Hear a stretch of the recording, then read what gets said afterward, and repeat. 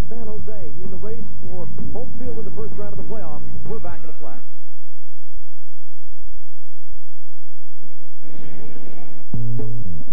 Sorrel Fowler owns a Hyundai Accent. I love the accent. It's so cool looking. Sorrel compared the accent to the competition. I researched it on the internet. It comes with the freedom of America's best warranty and so many features. It's no wonder the Accent has become the best-selling car in its class. You get a lot for your money. The Hyundai Accent, at just $8,994, it could be the best choice for you, too. The Hyundai Accent, at just $8,994. Your test drive is ready. The Golf Channel, your all-access pass to the 2001 Ryder Cup matches. Kick off the week with extensive coverage of team news conferences. Experience all the excitement of the opening ceremonies on Thursday. Then stay tuned throughout the matches for live scoring updates all day. And at night, catch hour-long editions of Golf Central and Gears Forum before wrapping up the week with the drama of the closing ceremonies. The 2001 Ryder Cup. Experience it on the Golf Channel. Presented by Audi. Someday I'm going to be a movie star. But when college gets discovered, my dad helps me out from Miami. He sends money through Western Union. When you need to send or receive money, millions rely on Western Union. When my sister in Manila needed surgery, flying there was out of the question, but sending money wasn't. Only Western Union can send money to over 100,000 agent locations in 180 countries with a money-back guarantee. Western Union, the fastest way to send money worldwide. What does the future hold? What will it look like? How will it feel? At New York Life, we are confident that whatever tomorrow brings, our values will remain steadfast. The financial strength of our product, the integrity and humanity of our company. So no matter what it looks like, tomorrow, like today, New York Life will be the company you keep. Major League Soccer on ESPN2 is brought to you by Yahoo Sports, your online source for the latest MLS scores and news. Go to sports.yahoo.com. By Honda, the official vehicle of Major League Soccer. And by America's Dairy Farmers, who ask, got milk? Aiden Brown, look at the way he plays, more than his goals against average. He has a tremendous amount of potential. Was supposed to be the U.S. Olympic keeper last year before an injury, and he looks to rebuild his career here in Tampa Bay. Tom Prestes had 4 regular season shutouts in his career going into this year. This season, now with Columbus, he has 5. Greg Andrews, his tenure has meant a turnaround for this franchise, which missed the playoffs last year under Tom Fitzgerald. Perry Vanderbeek has taken over in mid-season for the Tampa Bay Mutiny, and he hopes to wreck this team and start all over next year. It's bobblehead day at Raymond James Stadium. Mamadou Diallo, the man, not the bobblehead doll, will begin the day on the bench with a sore lower back. He has been ineffective, relatively speaking, this year after leading the league in goals last year. The game is on. Tampa Bay wearing the sky blue with the navy and white trim, and Columbus in the familiar gold with the black trim. The Columbus Crew has dreams of hosting MLS Cup this year. We thank the joy of Pepsi and all of our Major League Soccer sponsors for allowing us to bring you today's game without interruption. Gus Curtis trying to work the right side. Tampa Bay has dominated this series all time, but this year has been all Columbus, including that 6-1 spanking at Crew Stadium back in the middle of June. Dante Washington set a new record for the Columbus Crew. He had 3 goals, 2 assists in that game. Jeff Cunningham, the guy who's running with him up front for the Crew today, had 2 goals and 2 assists. So a tough day for the Tampa Bay Mutiny, but it shows the explosiveness of the attack for the Crew. Mike Duhaney, who did not play in the season opener, and then signed and has helped the Crew come back. Now Cunningham working on Keller. Duhaney. Keller gets the outside of the foot on that, and Eric Dent gives it away to Mason off in the back third. Keller rescues him. Now Devin Barkley, the teenager, charges toward midfield, plays it up the line, looking for Ali Curtis out of Duke University, and Tenua Bonsu makes the play, knocking it over the sideline. Well, it's very important for the Tampa Bay Mutiny to get Ali Curtis on the right side into the attack to help Devin Barkley. It's also very important for Gus Curtis out on that left side to push up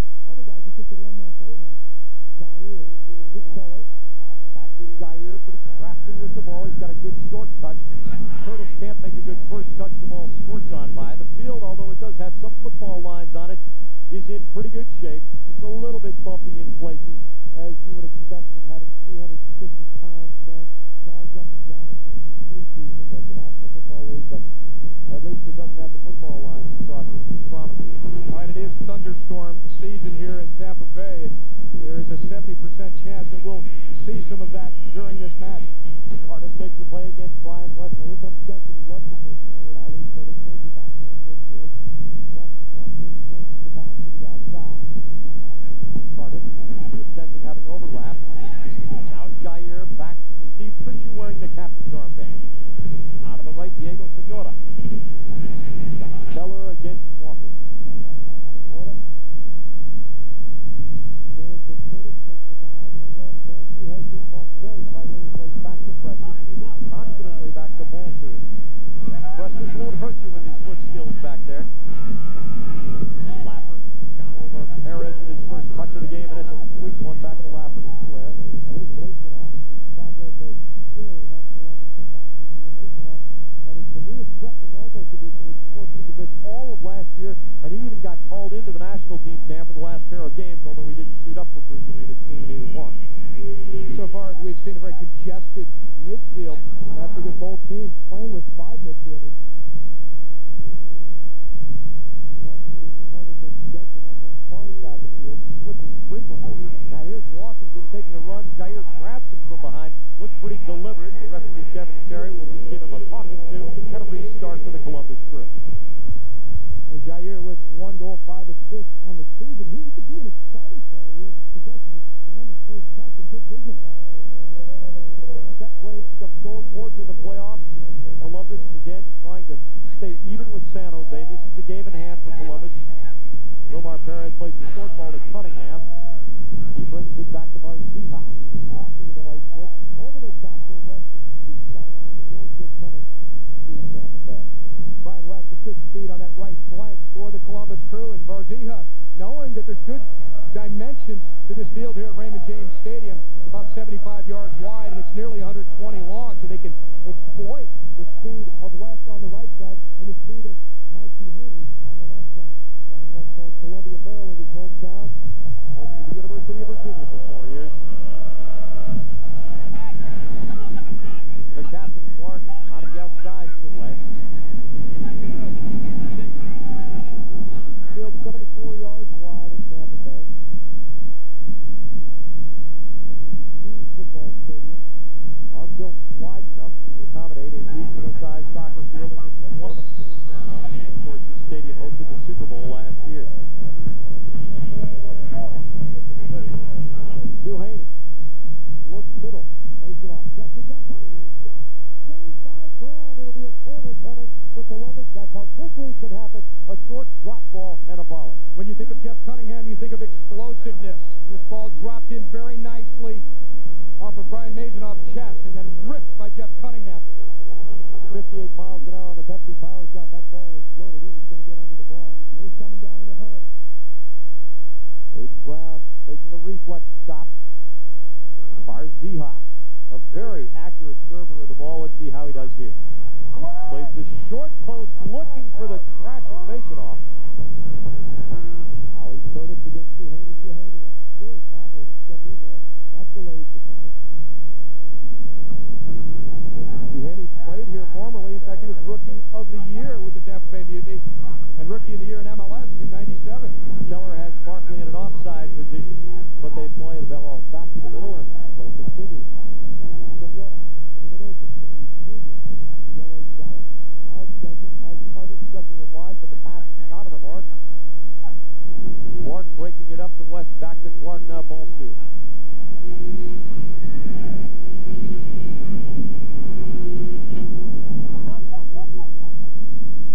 Preston will walk it up here. As you could hear his teammates encouraging him to do that. Serves a 50-yarder. Cunningham checking. Washington the flick on to Cunningham. Comes right back to West. Squirting inside. Uses the pick. West shot. Saved by Aiden Brown. He hangs on. Well, Aiden Brown has already been under some pretty intense pressure. Columbus looking for that home field advantage in the first first round of the playoffs. And you like to see Brian West not get stuck all the time out on that right side. He comes into the center here and becomes a big threat. Aiden Brown showing why he was picked as a defensive MVP in the 2001 season for the Mutiny. Omar Perez creating an inadvertent pick there, and Eric Senton ran right into that and cleared the space for West's shot. Now here's Devin Barkley looking up for Curtis. Now he circles it back. Barkley officially listed as a midfielder today, but he's more of a front runner. And as you said, Ty, he and Curtis, who's on the far side, will rotate forward depending on what the attack is looking like in development. Pena is Zaire in the center spot, away from Barzia. Now here's Denton working on West. Toward the middle, Ali Curtis turns it on the second touch. Also recovers into the middle, looking for Barkley. Laffer reading it all the way. Washington, back for Perez.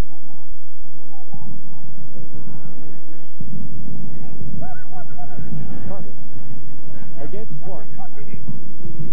Clark tries to force him baseline. It deflects into the middle and Preston passes. Well, the Mutiny going with you. Gus Curtis on the left side. You mentioned Devin Barkley on the right. But they've also brought in some experienced players. Diego Sonora, a veteran of MLS. In fact, he played with DC United back in their championship year, playing it right back there, challenging Duhaney on that last play. And Danny Pena having been brought in by Coach Terry Vanderbeck to solidify a defensive midfield alongside Josh Keller. He has established himself as perhaps one of the better defensive midfielders in the league for the future. Jeff Cunningham had an 8-game scoring streak earlier this summer. It ended in mid-August. That ties the longest streak of the year. That by the Miami Heat, tied for first place in the MLS overall standings. Curtis kicks into the middle for Curtis. Curtis tries to turn it on the chest. We've seen a couple of times already Ali Curtis not able to turn it on the first touch. Senora takes the box. Curtis at the arc has him pop up on the first touch.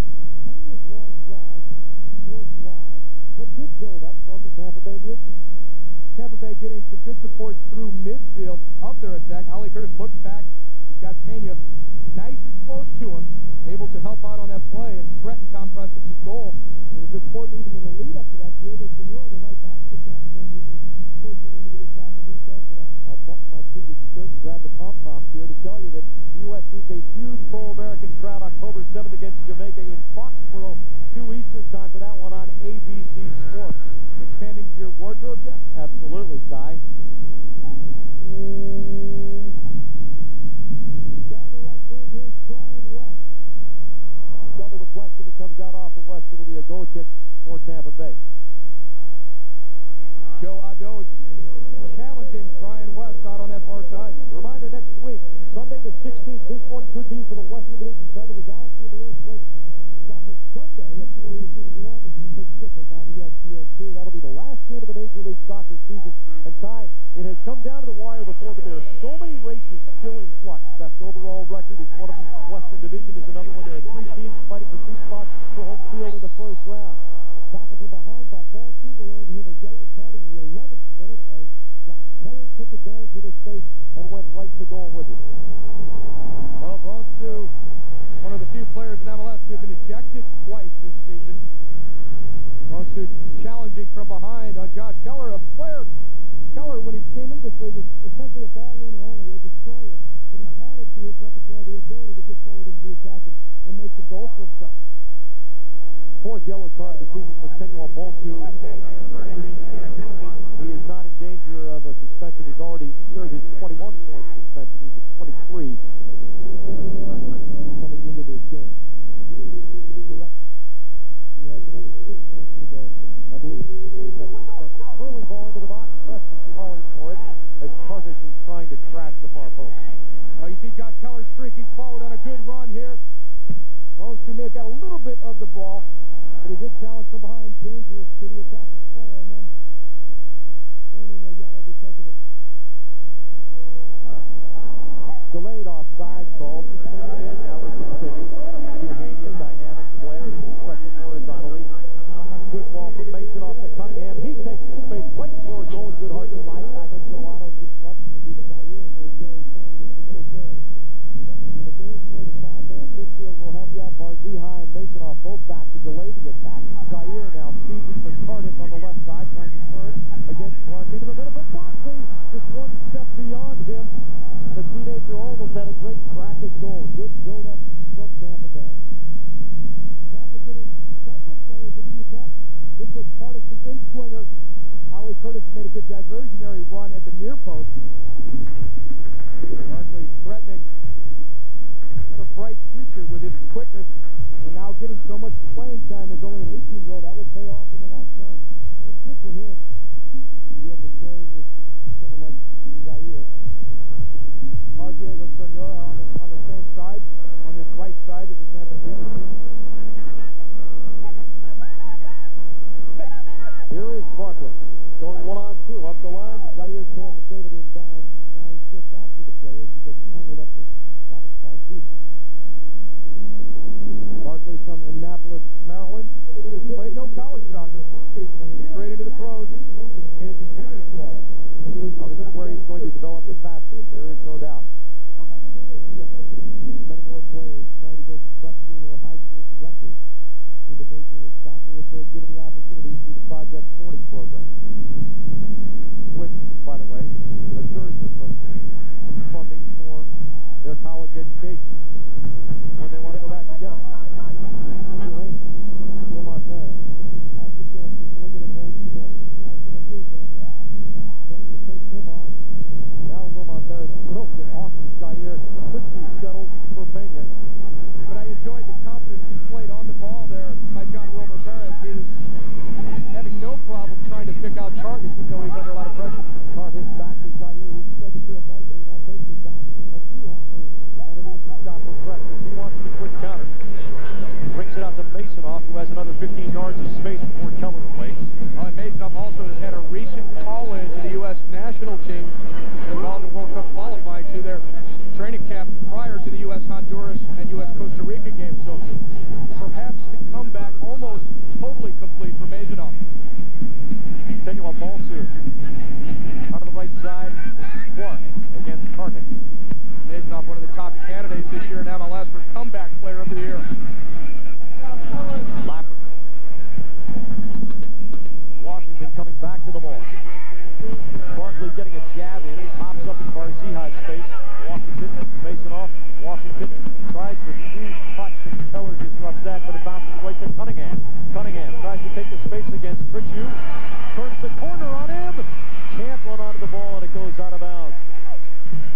Columbus exploring different options. Cunningham taking on Tritchu on the dribble. And Tritchu showing the signs of 35-plus years. Now Tritchu getting caught trying to turn and stay with Jeff Cunningham. Cunningham double cuts on him, accelerates. Not only that, nice little hurdling stride there to get over the slide by Tritchu. We look at the Columbus Crew bench. They have options there as well. John Hart with a little bit of a sore hamstring. Elcock can bring a lot to the attack, too, particularly from a wide right position.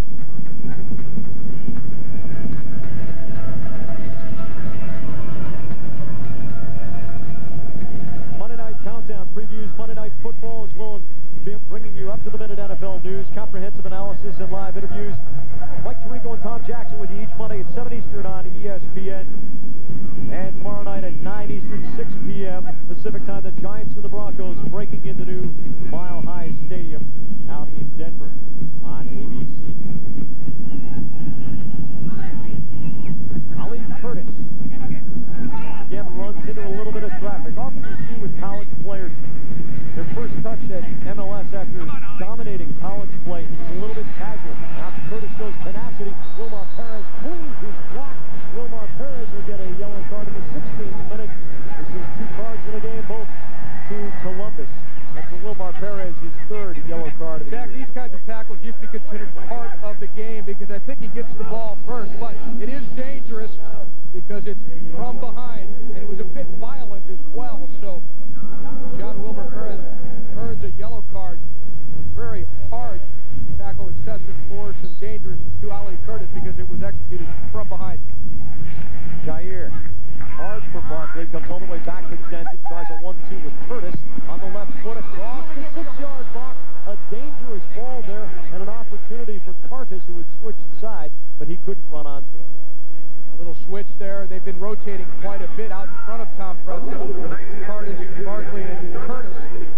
The young three-man, let's call them forward for now since they are pressing forward.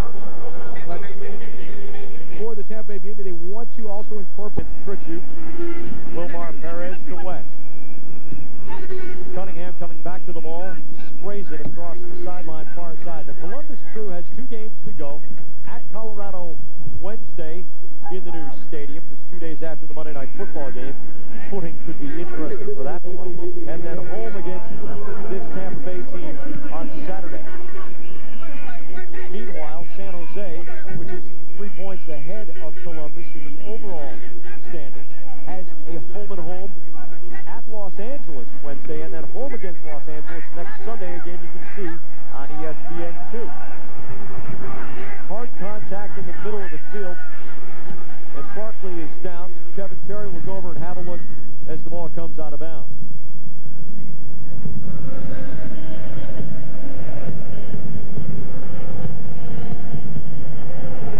When Greg Andrulis came on, the whole season turned around for Columbus. It just was time for a change. Make him take the goal kick.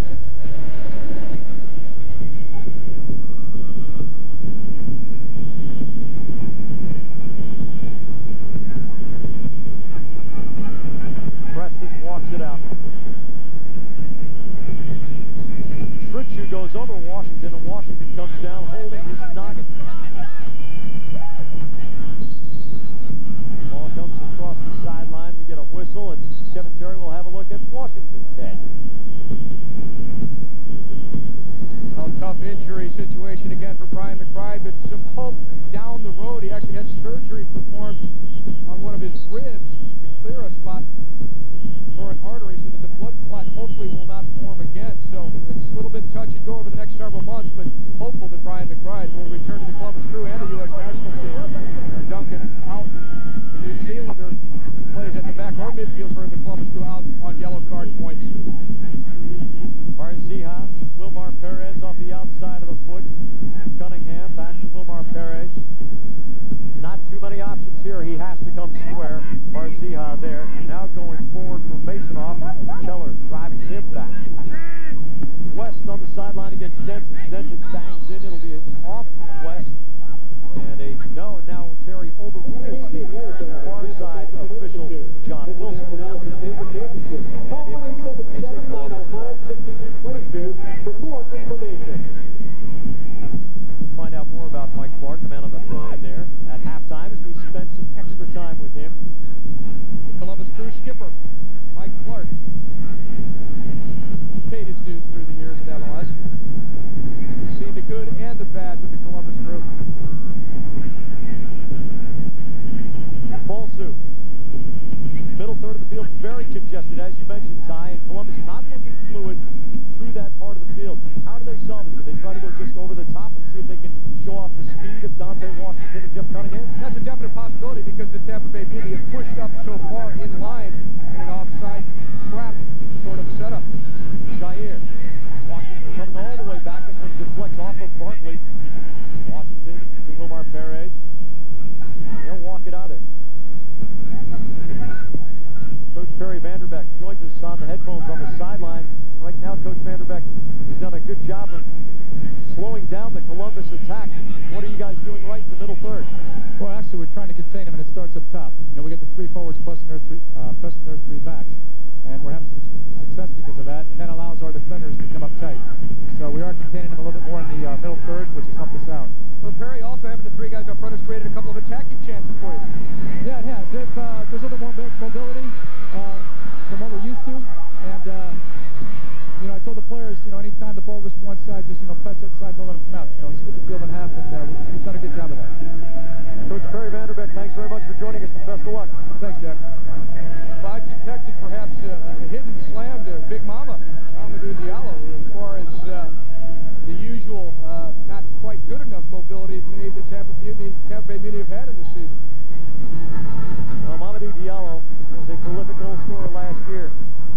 Goal scorers tend to be very, very happy when they're scoring a lot of goals. Some goal scorers are very, very hard to live with when they're not.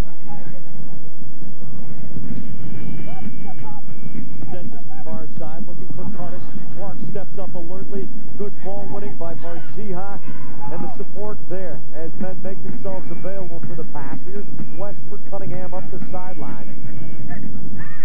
West to the center line to Varzija. Now face it off. Has time to turn as Keller marks in. Duhaney with room to settle. Wilmar Perez wants and gets. Keller faces in.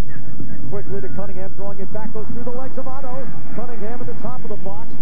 Keller forces it back outside, and Jair recovers. Good work from Josh Keller. Well, but you have to like the silky, smooth moves and strides of Jeff Cunningham as he slid right past Joseph Otto, found a little bit of gap, and nearly created a shooting opportunity for the Crew. Joe Otto. Jair. Belting it long, looking for Barkley. The flag stays down. Barkley chips and scores! Was he onside?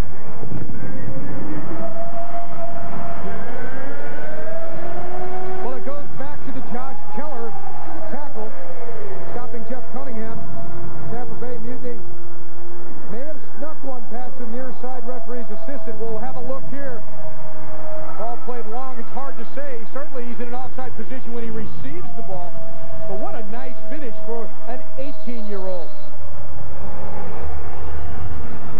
Devin Barkley beating the offside trap. Flag did not go up. Goes in and puts it over Tom Preston. Dante Washington at the other end. They rule a handball as it hit him on the upper left arm.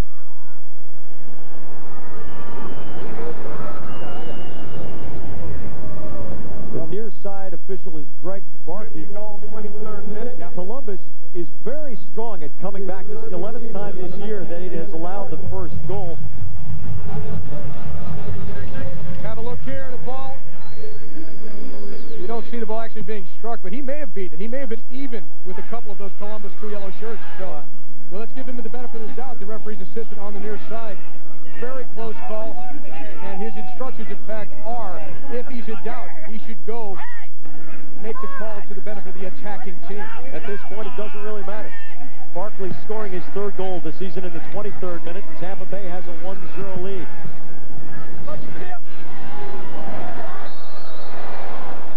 Duhaney with hard contact over on the side. Sonora going down. And a free kick for Tampa Bay. The league average scoring first is a .747 winning percentage. Tampa Bay has just a .333 winning percentage when scoring first, 3-6-0. And conversely, the league has just a .253 winning percentage when allowing the first goal, but Columbus has a .400 winning percentage, as you saw, 2-4-4. Jair not high enough on the serve. Washington parries it forward to Cunningham, who has to slow it down. Now goes with the sombrero attempt, but juggles it too far. Barkley against Duhaney, drills it low across the middle. Shot goes wide. How did Gus Curtis miss the goal? Now Curtis giving credit to Devin Barkley on that right side for drilling that ball all the way to the back post. This is good attacking soccer, spreading out the Columbus Crew defense. This ball right across the top of the six. Precious would have had no chance for either the cross or the shot. Gus Curtis not taking advantage of a wonderful setup by his young counterpart, Devin Barkley. By the way, Jair picking up his 6th assist on the season on Barkley's goal in the 23rd minute. So Columbus has its work cut out for it right here. A jammed up midfield, a team that has counterattacked for a goal. And it is on the road, needing to get 3 points out of this game in hand over the San Jose Earthquakes. Alongside Ty Keogh with our ESPN2 crew, you're watching ESPN2's live coverage of the Columbus Crew and the Tampa Bay Mutiny. I'm Jack Edwards, glad to give you with us. Columbus wearing the all-gold here, and here's Cunningham, a deadly force up front. Goes to the baseline, trickles it inside. Trichy played it well defensively, did not give Cunningham much room. Here comes another counter. Keller just banging it across midfield. Nobody home there. Well, this should make for a lively game as you see the Columbus Crew now going full out into the attack. Trichy doing very well this time to stay stride for stride with Jeff Cunningham and thwart that attack for the Columbus Crew. But the Columbus Crew, they're really playing for something here. advantage in the first round of the playoffs. And, of course, the Columbus Crew Stadium will host the MLS Cup Championship game on October 21st, a game that we'll have for you on ABC.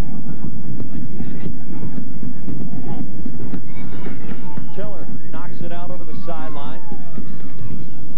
The Tampa Bay Mutiny, by the way, is playing just to have a slightly sweeter taste in its mouth after having the taste of garbage in there all year long. Tampa Bay just 2-9-2 at home. The worst record at home in all of MLS.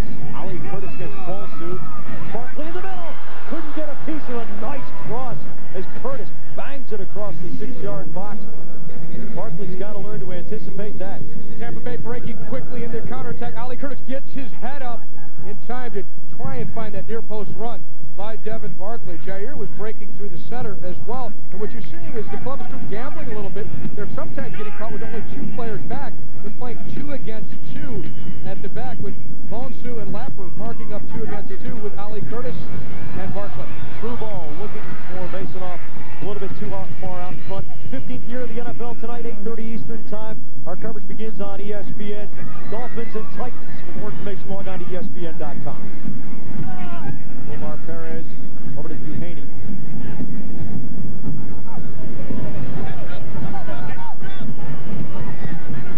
You can see how congested it is in the middle third of the field, and Columbus again bringing the ball back. Not much running ahead of the ball for the Crew, and so not many players readily available for passes. Masonoff has a break as the defense is caught flat. He scores! Masonoff ties it up in the 29th minute, answering just 6 minutes later. What a comeback year for Brian Masonoff.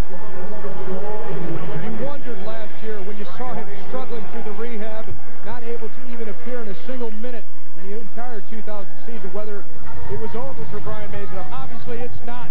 Brian West here, a quick little move, and then he slots the pass, and Masonoff beats the offside trap. I think it was Trichy who did keep him on. Trichy was trying to stay stride for stride again with Jeff Cunningham. Masonoff fooling Aiden Brown a little bit by stepping over and using the outside of his right boot to curl the ball around Brown. Masonoff's 8th of the season in the 29th minute. The assist going to Brian West, his 5th assist. And Columbus has pulled even. So with that congestion in midfield, West decided he'd beat it all at once instead of with a passing combination. Jack saw a little gap in the D. It's what you mentioned earlier, Jack.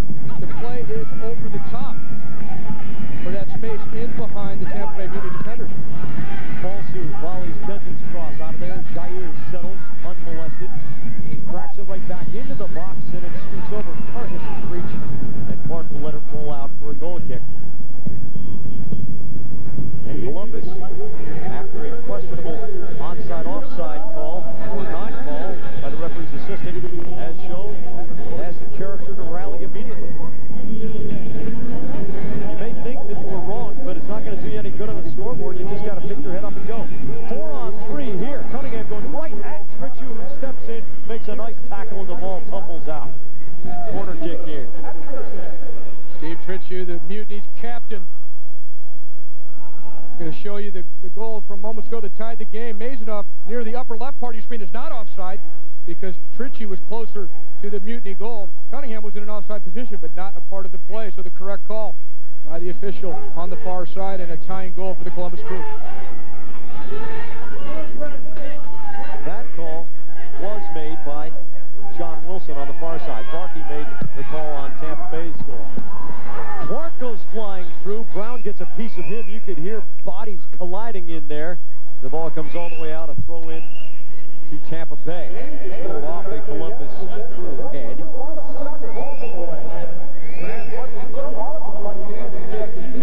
Diego Sonora, who's gone back and forth between MLS and Argentine professional soccer. Perhaps here to stay. Recently joining the Tampa Bay Mutiny. Curtis against Bolsu, drops it off for Keller. This ball runs and Denton has to run onto it. That last ball into Aiden Brown's penalty area. Some real courage by Mike Clark going up against 6'5" Aiden Brown and forcing Brown to come up with nothing as he went to the ball. Keller back to Ritchie, who just made that fine tackle. Looking forward, Paulson stepping in front of Curtis. Off Duhaney's hip. Tampa Bay gets the throw here. The Columbus Crew goal, a textbook example, really, of beating an offside trap, a run out of midfield. Because Ritchie, in fact, had Jeff Cunningham in an offside position, but when the ball's played to Maisenoff, who comes from a deeper position, he's onside. Here comes Cunningham in a foot race against Ritchie. Ritchie plays the angle, and Cunningham has to adjust his pace. Washington cutting toward the ball. The deflected cross looking for Wilmar Perez. Denton heads it down. Keller outside of the foot for Barkley. Here's a 3-on-4 on the counter for Tampa Bay. Barkley wants to go long. It's behind Curtis, and he has to circle back to the ball. West there defensively. Jair against Marcia. Pena. Head up. No options forward. He has to bring it back to the perimeter. Sonora. Sonora will take the space thanks to Barkley's run toward the corner. Tries to turn it inside. Laffer picks his pocket. Balsu will walk it out. Chipping wide for Wilmar Perez. 2-on-6 coming this way. Wilmar Perez guns it across the field to West, who had the nice assist to Maisenoff on the good run by Maisenoff through the middle. West takes on Denton, goes all the way into the box, slots it middle, looking for Cunningham, who wanted the high ball instead of the low ball. Clark wins the 50-50 in midfield. Now Laffer making the good pass to Duhaney, who had the most space of any of his teammates. Wilmar Perez facing Pena. Forward for Washington, who was offside. The fact that both teams have been pushing up their back line to compress the midfield has created space in behind the defenders.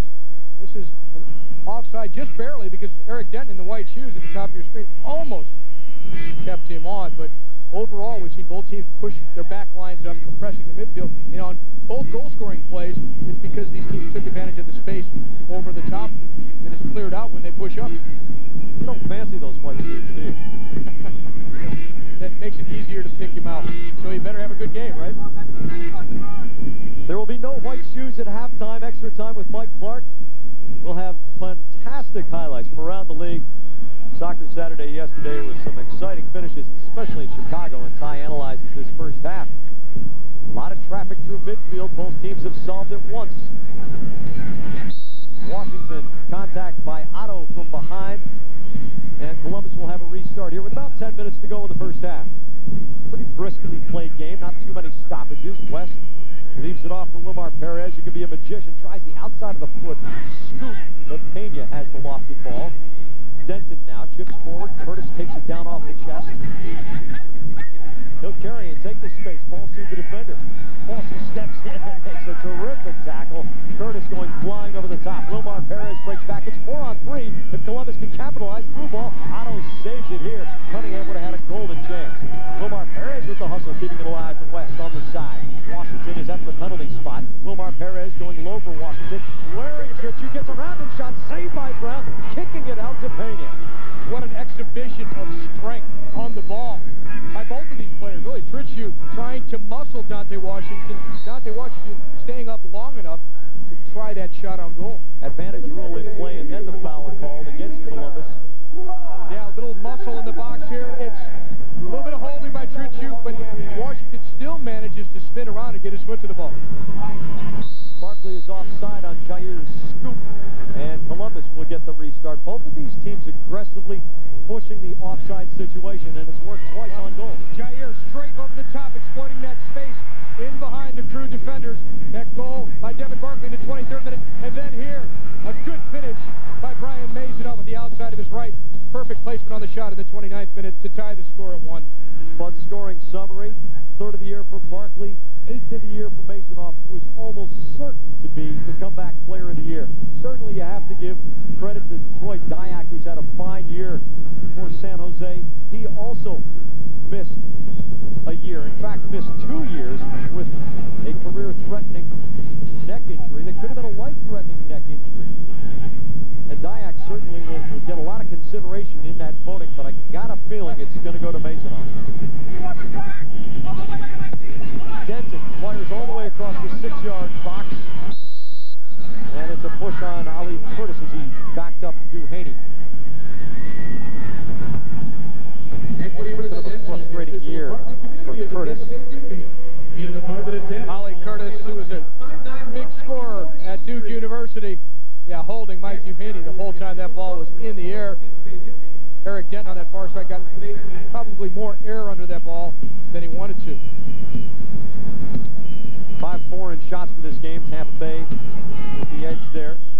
Curtis had a problem with cartilage in his left knee, had it fixed on the 6th of July, missed 4 weeks. Came back with a 45-minute performance just on the 1st of September, last weekend against D.C. In what was a debacle for Tampa Bay. A 5-1 loss. Tampa Bay has lost 4 games by 4 or more goals, including 1 to Columbus the last time these two teams met back in mid-June. Jair takes the space against Bolsu. Here's Keller. Curtis is offside, and this will not count. Tampa Bay, though, showing some confidence, working the ball around through midfield, trying to get it out to the left side. Yeah, Curtis, a little bit impatient, stepped behind before the ball was played. So Preston will take his time. Columbus pretty comfortable going into halftime tied. It has been tied at the half 9 times this year. It has lost just 1 of those 9 games. 5 wins and 3 ties. Preston has been a man on a mission, really, to salvage his career, because in D.C. it had gone straight downhill last year. Jair finds Curtis working on Bolsu. Tries to go to the left. Bolsu gets a hand out. Down goes Curtis. Bolsu plays it off the ground. It's fair play there. West out on the side. Perez. Bolsu not endangering himself, so not getting called for the dangerous play. Free and clear. Yeah, Monsu is very good with those extendo legs. He's able to, when he slides, somehow he reaches a little bit farther, just enough to poke the ball away.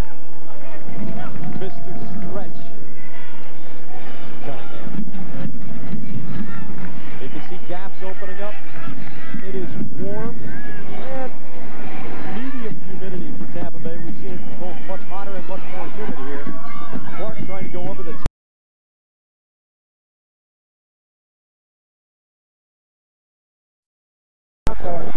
That ankle has been awful for Chad McCarty all year long. This guy had a lot of time for the Olympic team, looked to be part of the nucleus here in Tampa Bay. Still is, but not this year.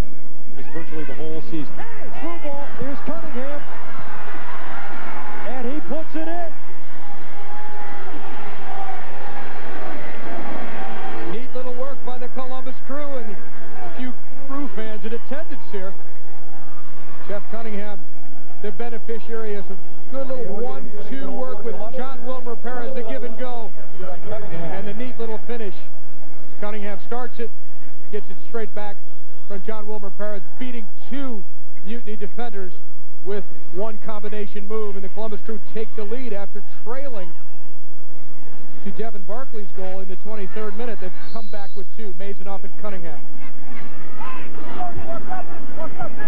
A double-digit double for Jeff Cunningham with his 10th goal, now 13 assists. He's the first Crew player ever to do double digits in both categories in the same season. He scores his 10th of the year. Wilmar Perez extends his career-high assist total to 15. The goal comes in the 40th minute, and Columbus has a 2-1 lead. And the fallacy of the insurmountable 1-goal lead is blown away before halftime. Curtis into the 6-yard box. Clark covers where Preston cannot reach. Duhaney brings it down. Cunningham. Right side for Barzija. Wilmar Perez against Keller.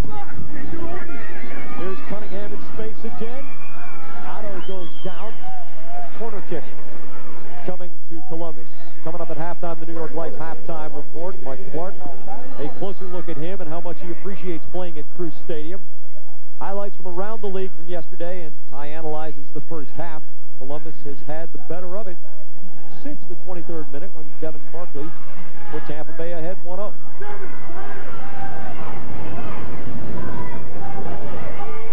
Wilmar Perez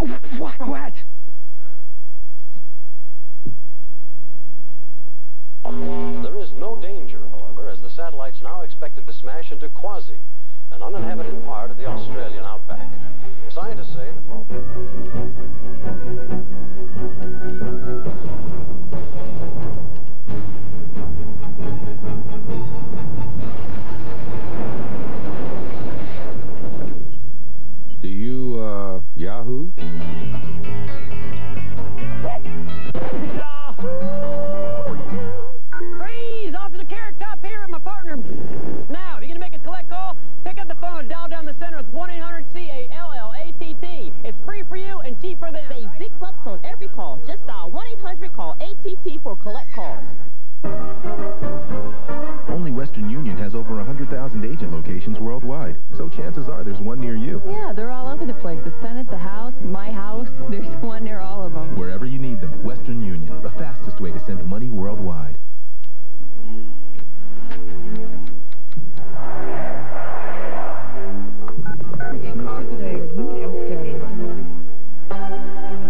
Amazing things happen when you push the right buttons.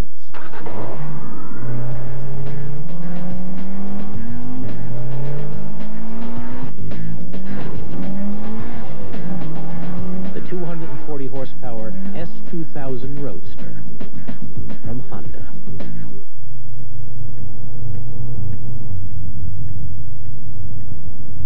Winner takes the Pepsi? Sure.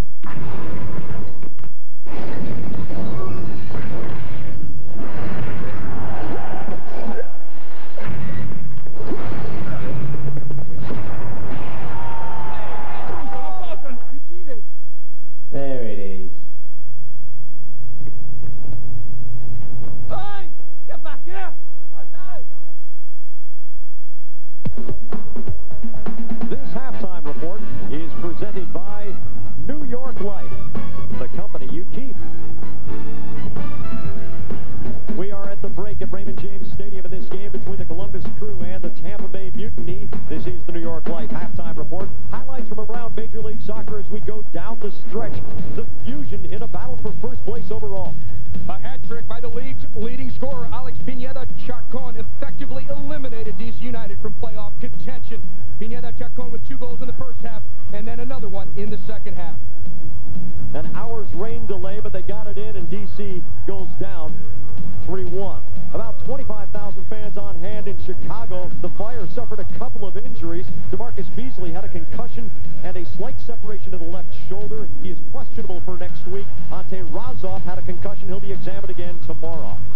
The game 0-0 at halftime, but coming out in the second half, Diego Gutierrez puts the Fire in the lead with a long-range left-footed rocket. But look at this run by Peter Novak in the 81st minute. He runs past the entire Dallas Burn defense, rivaling the goal by Clinton Mathis earlier this year of the Metro Stars. It looked insurmountable, a 2-0 lead for the Fire at home, but then the gates came crashing down. Bobby Ryan finishes this one in the 86th minute, and then heroics towards the end. A ball played in the box, deflected. David Vaudrell offers it up for Ariel Graziani, who finally puts the final nail in the coffin. A 2-2 game, Dallas and Chicago.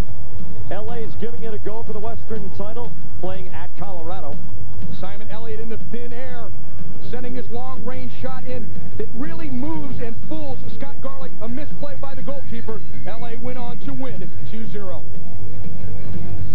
New England's playoff hopes went by the boards Friday as Rodrigo Ferreira of the Metro Stars scored a couple of goals. Kansas City over San Jose on a Roy Lassiter goal on Soccer's Saturday. So the overall look at the playoffs, Miami and Chicago will go to the wire. LA and San Jose battling for first in the West, and Columbus trying to get home field for the first round of the playoffs. The Galaxy and the Earthquakes. This game could mean the Western Division title. It could mean the difference between 3rd and 5th in the first round of MLS's playoffs for this year. Next Sunday, 4 Eastern, 1 Pacific on ESPN2. This is the New York Life halftime report. Much more coming your way from Raymond James Stadium in this game between the Mutiny and the Crew. Time Warner Cable offers you the best value in entertainment with local customer service you can rely on. When the weather is really bad, that's when I tune to Time Warner Cable. They have emergency broadcast that keeps us informed. You don't get that with satellite. I love their on-time guarantee. They stand behind their services.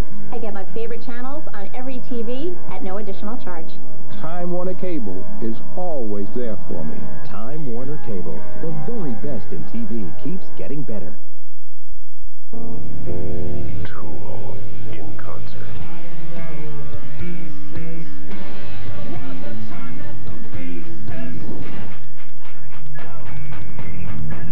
Friday, September 14th at Value City Arena.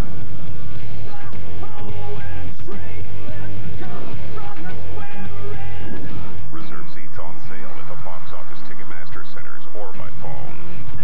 Tool in concert. Which LA Rams Hall of Fame defensive end developed a head slap, which was later outlawed? Go head-to-head with other sports fans to see who's got the most answers with ESPN's Enhanced TV. Just log on to ESPN.com before every show at 7 and 7:30 on Tuesdays. Donovan McNabb and NFL Tonight's Mark Malone tell Tommy to study and enjoy the intricacies of the game. Football's complex, but beautiful, like a flower. Now that's a #1 draft pick. Remember, to know is to love. They say that nothing remains constant except change itself. At New York Life, we see the world a little differently. The values with which we started, financial strength, integrity, and humanity, remain the unshakable foundation of the company today. And we don't see them changing, ever, is why New York Life is the company we keep. Well, I just sent some cash to my kid brother in Dallas. Yeah, for his new pizza place. You'll get it before you can say pepperoni. When loved ones need to send or receive cash, location really is everything. My mom's throwing a party in Philly for my dad's 75th, so I just sent some money to help out. I can't get there, but I know the cash will. Only Western Union has over 100,000 agent locations worldwide, so chances are there's one near you. I just picked up cash for an air conditioner, and getting here was no sweat. Western Union, the fastest way to send money worldwide. This copyrighted telecast of Major League Soccer and ESPN may not be retransmitted, reproduced, or rebroadcast without the expressed written consent of Major League Soccer and ESPN. This is the New York Life halftime report coming your way from Raymond James Stadium in this game between the Columbus Crew and the Tampa Bay Mutiny. Columbus captain Mike Clark has seen an awful lot in the history of his franchise, from playing at Ohio Stadium all the way to the shining example of what MLS can be. Let's spend some extra time with Mike Clark.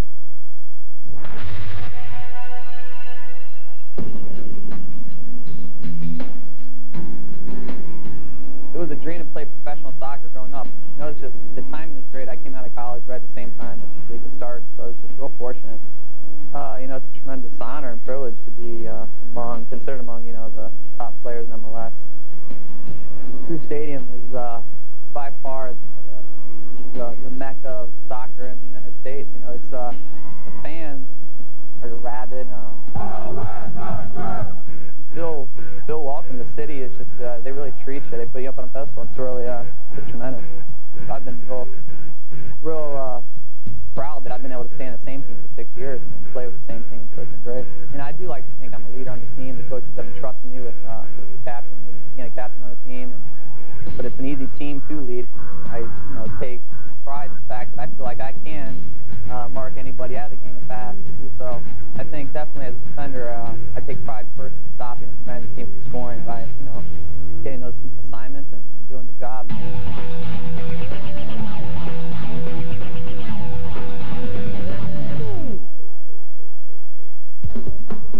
The job that Clark and the Crew have done this year is the subject of a feature on MLS Extra Time tomorrow at 11 Eastern, 8 Pacific on ESPN2 as Rob Stone and Dave Durr bring you news and highlights from around Major League Soccer. This is the New York Life halftime report. Columbus tries to continue its turnaround against the Mutiny. The second half's coming up. But first, Hikio's highlights and analysis.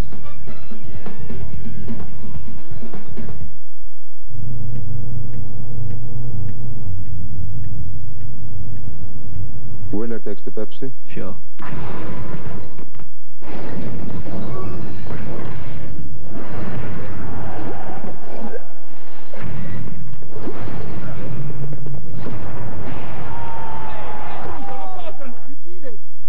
There it is. Hey! Get back here! Well, I'm passing a few bills to my brother in Cleveland so he can pay his electric bill, or else it's lights out. When it comes to sending and receiving money around the world, millions of loved ones rely on Western Union. I'm sending money to Africa to help with my son's school bills. Only Western Union serves 180 countries and offers a money-back guarantee. And with over 100,000 agent locations, there's got to be one near you. The money is guaranteed. I wish his grades were. Western Union, the fastest way to send money worldwide. What's up, Cole? I think I found the one. Oh, man. Is it true love? I've been playing the field for years. You know I could always score. But I just couldn't get excited anymore. Happens to the best of us, yeah. But the feel of this one really gets me going. Together, we can't be stopped. Another player has fallen. I finally found one in my own league. Fall in love with the new MLS match ball from Tampa. She got any sisters? Oh, how you doing, Mama? Oh, how you doing? How you doing? How you doing? How you doing? How you doing? How you doing? How you doing?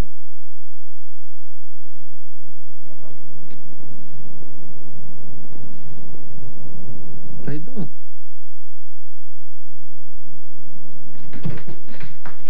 Come on. Come on. Let's play. Tonight on ESPN Classic. Football made him a hero, but now Welcome to the big league. he must choose between his love for the game and the love of his life. Because of you, I am the luckiest man that ever lived. Dennis Quaid and Jessica Lange star in a real classic, Everybody's All-American. Tonight at 9, only on ESPN Classic. To get real, call 1-800-CLASSIC today.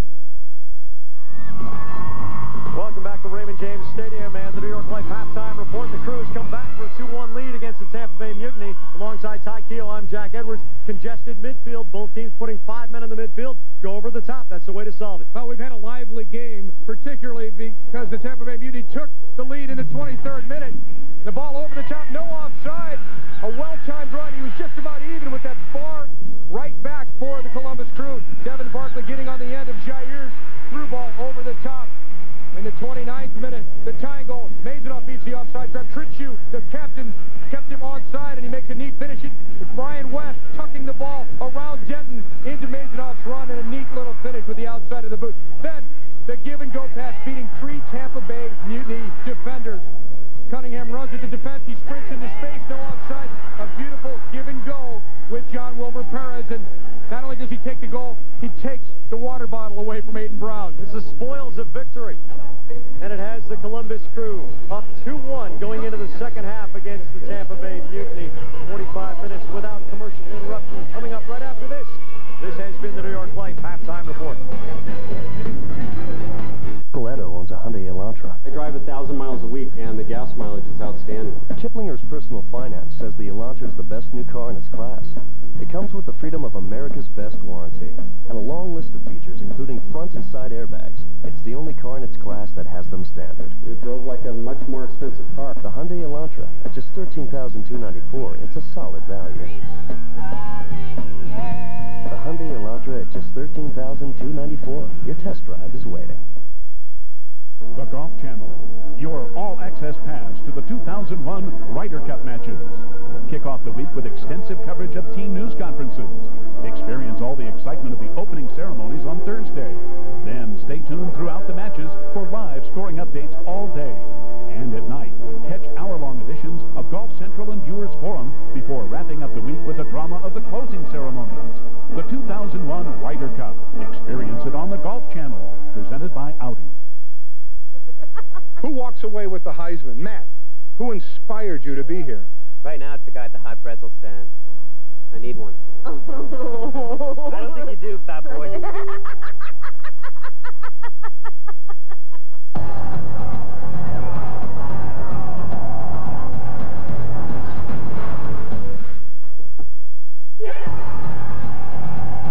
College Game Day, presented by Discover Card. Saturday mornings at 10:30 on ESPN. Someday I'm going to be a movie star. But until I get discovered, my dad helps me out from Miami. He sends money through Western Union. When you need to send or receive money, millions rely on Western Union. When my sister in Manila needed surgery, flying there was out of the question, but sending Western Union, the fastest way to send money worldwide. Major League Soccer on ESPN2 is brought to you by the United States Soccer Foundation, which continues to enrich lives through soccer in communities across the United States. By the joy of Pepsi. And by Budweiser. With the crisp, clean, refreshing taste you'll find in no other beer, this Bud's for you. A very pleasant late afternoon in Tampa Bay. The Mutiny trailing the Crew in its home finale 2-1 as we start the second half. Both squads going with the same 11 men who represented them at the end of the first half. Dante Washington out to Duhaney on the wing. He's trying to work against Sonora. Cunningham flashing to the ball. Going middle, lets it rip. And it shanks off the outside of his foot. Goal kick coming to Tampa Bay. Well, Jeff Cunningham causing the Mutiny defense to shake in their boots a little bit there. They kept backing up, and he has that acceleration to go at them and threaten the goal. So Cunningham hitting on all cylinders and combining well, as we saw in that go-ahead goal with John Wilmer Perez, the give and go. Barkley drops it off. This is Pena. Square for Denton. First touch pass. Clark anticipates it. Curtis steals. Looks for Jair. There's Lapper stepping into the scene. Duhaney, double deflection. It comes to Jair. Goes against the grain. Barzija intercept.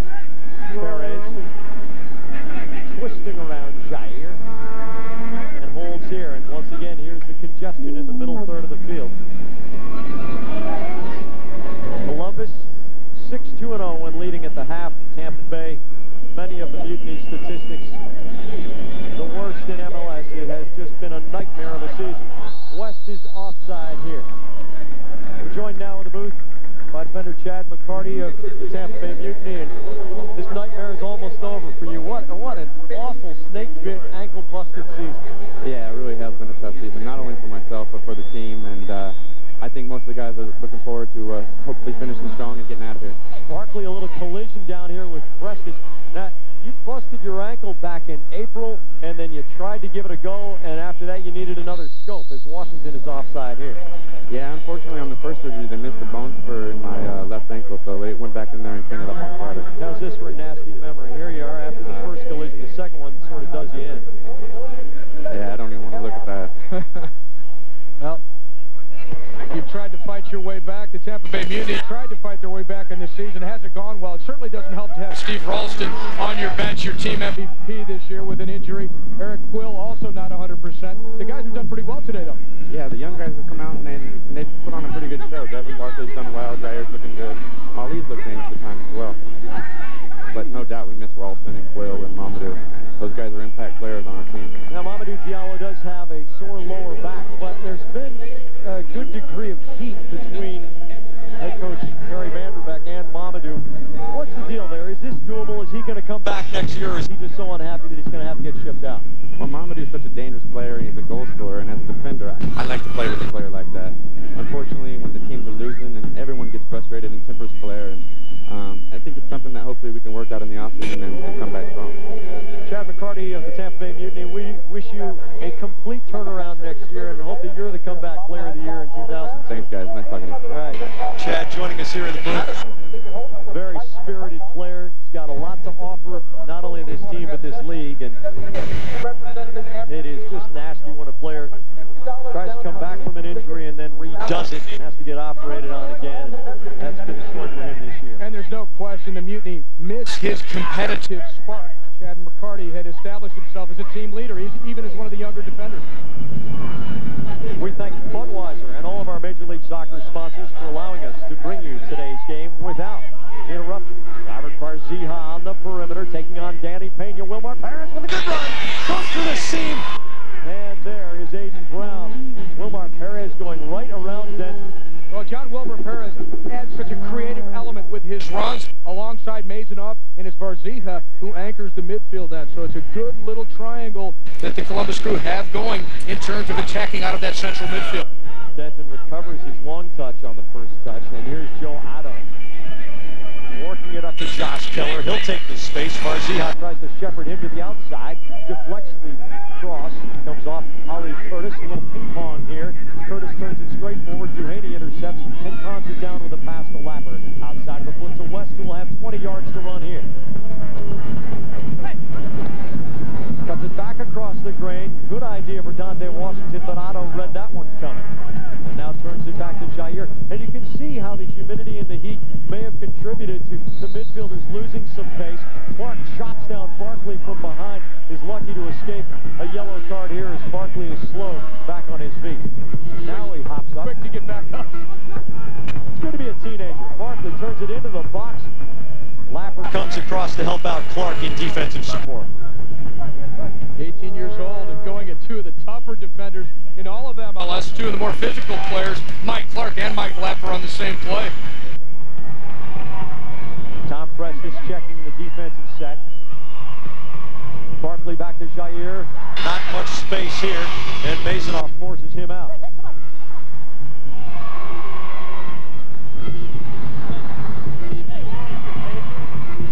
Masonoff wanted a quick restart, and now he just drops it off.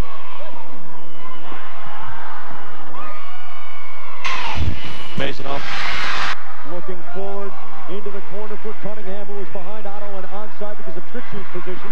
Goes short post with it, and Brown gobbles it up. Well, it's a beautiful ball by Masonoff, but Jeff Cunningham wasted that opportunity. But we've seen some excellent passing out of midfield by the Columbus crew. Brian West passed to Masonoff on their tying goal. Also, John Wilmer Perez to give and go with Jeff Cunningham on the go-ahead goal. So it's been some really good balls. Even Barzia playing balls over the top. That last one by Masonoff right into Cunningham's stride. Pena bringing it all the way to the near sideline. Denton will work against West. Barkley, Clark slides around him, gets all ball. West drives it, tries to go up the line, and Denton deflects it out. The throw into Columbus here. Once again, the Crew with 2 games left at Colorado, then home against the Tampa Bay Mutiny. That could have been a red card. Otto first was pushed. I did not see the push in front of the play. He reached out to grab the ball. Cunningham had pushed it. Washington against Tricciu. Sonora.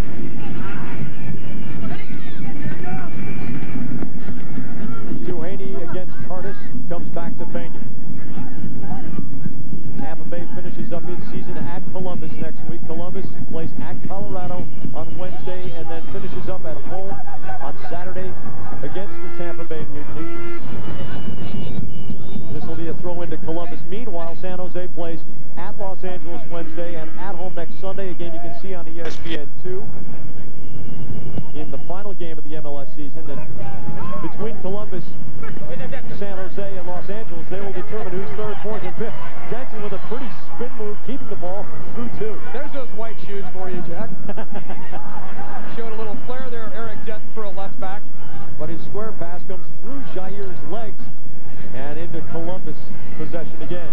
Wilmar Perez bangs into Pena. Play on here. Cunningham taking it and throwing the ball out of bounds to check on Wilmar Perez's help. Might have picked up a Charlie horse here. MLS Cup 2001 is at the home of the Columbus Crew. Crew Stadium, October 21st, 1:30 p.m. Eastern Time on ABC Sports. Always a festive time. We love going to Columbus, not just because of Crew Stadium, but because of the spirit in the town. It has developed a great appetite for soccer over the last 6 years. And they've been seeing some more sophisticated soccer this season. And that's also been the difference in this game. Out of the central midfield, the creativity of John Wilmer Perez, of Brian Masonoff, of Robert Barzia, and add to that the pass by Brian West to Masonoff for the tying goal. There's some really good stuff coming out of the Columbus Crew midfield. Paul Sue back on the defensive perimeter. So, Ty, there's been a lot of talk that the U.S., after the loss to Honduras at a jam-packed RFK, and a big payday for U.S. soccer, something that is necessary every once in a while, should take its games to the heartland, to the Kansas Cities and Columbuses all the time, especially when playing teams from Central America. What do you think? Well, it can make a difference, certainly, having a crowd that's totally on your side or to a large degree on your side. It may have hurt the U.S.'s chances against Honduras at RFK. The fact that the Honduras fans, in many parts of the game, out-cheered the U.S. fans, but also you have to consider the personnel available to the U.S. team these last couple of games. They've been depleted by injuries, and I think that has had a bigger effect on the outcome of those last 2 World Cup qualifiers. See John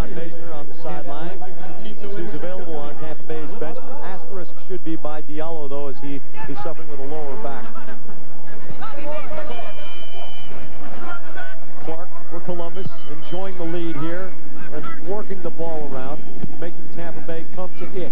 All the way around the perimeter now. Duhaney looking for Washington. Wilmer Perez turns toward Masonoff. Lucky bounces. Keller's touch comes right back to him. Cunningham. Wilmer Perez. Here's West to run up the right side against Denton. West into the middle. And Trichu saves a great chance for Dante Washington. The Columbus Crew is so fluid in the attack. Again, it's John Wilmer Perez seeing the gap behind the Mutiny defense, playing the ball into the space for the run by Brian West. And good defending there by Steve Trichu because Dante Washington was open over near that far post. Fifth corner kick coming for the Columbus Crew, just one for the Tampa Bay Mutiny so far. Harris is out, Swinger, Keller heads it 25 yards upfield. Curtis with Duhaney on his back, tries to go up the line. Duhaney hammers him on the sideline, and that's going to be a throw-in and no other call. That was a hard piece of contact from Mike Duhaney, who let Ali Curtis know who's boss in midfield. Well, I think that warranted a yellow card. Duhaney had started the play off, really holding him, and then pushing him out of bounds. That foul may have occurred off the field. You do that in the NFL, you get a penalty. Yeah, but they wear helmets and stuff. They only play. There's Mamadou Diallo stretching. Jair into the middle. Bolsu parries it out. Jair shanks it. Now, the National Football League, those games run, what, about 3 hours and 15 minutes? The ball's actually in play for about 16 minutes. The ball's in play in an MLS game about 80 minutes out of 2 hours total. Here's a guy who has the physique to maybe be a tight end in American gridiron football. At times, he certainly displays the mentality for it. He's a very emotional player. He plays with the throttle wide open all the time. It's what makes Mamadou Diallo always worth watching, because if nothing else, you will get full intensity. Straightforward. Well, sometimes that full intensity directed at his own teammates. Cunningham with a break here. Beats Otto, has Washington wide open. Too far forward. And there it is again as Columbus counters and comes forward with a couple of slick passes and comes within about a foot of making it a 3-1 lead in Tampa Bay. How about Cunningham's confidence, his balance, again that acceleration as he pushed the ball past a lunging Joe Otto. Come on, Dad. Columbus has scored 31 second-half goals this season. That's the best in Major League Soccer. Tampa Bay has allowed 34 second-half goals, the worst in Major League Soccer. So the chalk says the Crew is going to knock another one at least past Aiden Brown. And getting almost all of the ball right here. Duhaney, Masonoff, square for Varzija. Washington's onside, and he's walking in on Brown. Saved by Brown. Here's West. Off, loose, and out of bounds. Oh, man, dodging multiple bullets. It's an automatic weapon. But the initial save by Aiden Brown, incredible. Dante Washington's all the way, and he drills this ball for the far post. Brown gets to it. Denton making the save. Trichu, very lucky that he didn't knock it into his own net. And Denton, you know, the ball just hit him in the heels. At least he was trying to position himself well. Brian West maybe should have put that ball farther into that far corner away from Denton. So Denton gets a block and, in essence, a save. Tampa Bay does lead the league in blocks, but that's the category. Because they have to. You don't want to lead the league in that. Aiden Brown controls the air in front of his goal. Whips it out right side. Curtis has some room to roam. Wilmer Perez tries to corral him. Cuts across the grain, but gives it away to Bolsu. Possession in this half is about 80-20 for Columbus. Trichu saves a breakaway for Washington. Cunningham, if you're a forward today, you're doing a lot of running, but you sure aren't getting tired because the opportunities are many and coming with huge spaces in front of them. Yeah, there's some pretty big gaps there. And when you think about it, if you're a defender for the Tampa Bay Mutiny, you got to be tired of chasing those quick forwards, and Aiden Brown's got to be tired of facing those one-on-ones. But he has similar wingspan to Brad Friedel, and with more experience, he may become the type of goalkeeper that Brad Friedel is. And that last save on Dante Washington to see a big man get down that quickly and reach that far. It's pretty impressive. Barkley for Otto. Hard tackle. Otto goes flying down. Masonoff steals it. Cunningham is offside. Otto is still down holding his left ankle.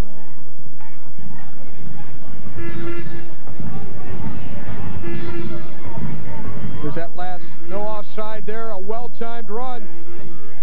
Incorrect call. Near side referee's assistant is Greg Barkey.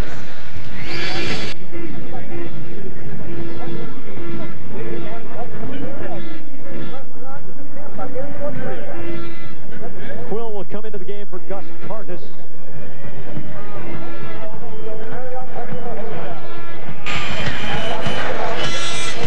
U.S. women's soccer team continues its Nike Cup competition Tuesday at Columbus Crew Stadium, hosting Japan. Dropstone calls the play-by-play on that one. And we hope you'll join him. Quill for Curtis. Now in the 62nd minute. And Quill has been fighting a hamstring injury. He was pulled from the game last week at D.C. We were told that he wouldn't play. And I think being that this is the very last home game for the Mutiny, they've been eliminated from the playoffs for several weeks. Trying to make a good show of it. Quill is going to suck it up and do his best to try and help create a comeback for Tampa. Players notice things like that. They know that Quill is struggling, but they will remember his effort. That's something that can carry forward into the next season. Curtis with the challenge against Lapper, and now Clark goes down. And Kevin Terry makes the goal. This will be a Columbus restart. Pretty patient. Backliners now able to find options in the middle third of the field as Tampa is not marked nearly as tightly as it did in the first half. Clark. Against Quill is Justine. Now Lapper running away from Quill. Cunningham coming back to the ball. Beats Keller on the dribble. Toward the corner, too far and too fast for West. It'll roll out a throw into Tampa Bay. It appears that the Tampa Bay Mutiny will be making another substitution. Greg Andrulis trying to make sure that his team at least keeps the one-goal lead. But John Maisner getting ready to go in for the Mutiny. Columbus is doing a lot of things right now. It probably doesn't want to change too much of what it's trying because it's getting the chances. Clark gets a lucky bounce off Ali Curtis and then beats Quill, who clearly is not at top speed. Quill can really move when he's 100%, but he is not showing a lot of quickness right now. Clark's going to switch it here to Duhaney, who brings down the knee-high bullet. Ball soon. Washington. Otto steps into the passing lane. Curtis checking. Senora settled. Duhaney. A good double team there by Dante Washington coming back to help Duhaney win that ball. Greg Andrulis joins us right now from the sideline, the head coach of the Columbus Crew. And Coach Andrulis, your guys seem to be getting an awful lot of opportunities in the first part of this half, but things are jamming up once again in midfield. What's going on? Yeah, it would have been nice if we could have put one of those chances away. We had a couple of really good ones, and hopefully it doesn't come back to haunt us. But our guys are playing well right now, a little composed, and we're trying to make Tampa come to us and give us a little bit more of the field. And you know, having the positive goal here has made a big difference in the second half. Do you look to create more chances and really put players in the attack, or do you start thinking about defending the lead? Our mentality is to continue to attack. You guys we have Cunningham, Wesley, Dante, Palooza, those guys, they want one thing, they want the ball forward towards goal. So we're trying to go for number 3 here, and it's just not our nature. So hopefully we can get the third one, and then the game will get a little easier. Today's game, of course, takes precedent, but are we going to see your guys in Columbus for MLS Cup? Well, you know, there's a lot of the season left to be played. We certainly got to take care of some business. We're fighting hard to get home field advantage, but if we get on a roll again, we certainly have the guys who can get it done. We have a lot of confidence in them, but we're playing well. We're almost injury-free now, which is a big plus going into the playoffs. So you never know, but that's certainly our goal. Greg Andrulis, thanks for joining us, and best of luck. Thanks, guys. John Maisner is in for Diego Senora, second substitution of 3 available to Tampa Bay. And we continue in the 66th minute here. Shire working up the right side against Duhaney. Across the box for Quill, goes for the volley, but Clark deflects it out for a corner kick. Alongside Ty Keown with our ESPN2 crew, I'm Jack Edwards. You're watching ESPN2's live coverage of Major League Soccer. It's the next to last week of the season, and right now the Columbus Crew has come from behind for a 2-1 lead against the Tampa Bay Mutiny. Barkley scored in the 23rd minute. Masonoff answered for Columbus just 6 minutes later, and then 11 minutes after that, Cunningham in the 40th minute. Here's Eric Quill's outswinger of a corner. Clark is back, heading it out of the box. Greg Andrulis mentioned pretty much injury-free, but the big exception to that, of course, Brian McBride's still out. Prestis goes down heavily underneath Trichu's challenge. And Laffer has a word for Trichu. He's been insulted in virtually every language in soccer. His career's gone all over the world. Oh, Laffer, they probably could converse in German. He played in, well, Czechoslovakia. Right? Here's Pena. Turning it back. Denton.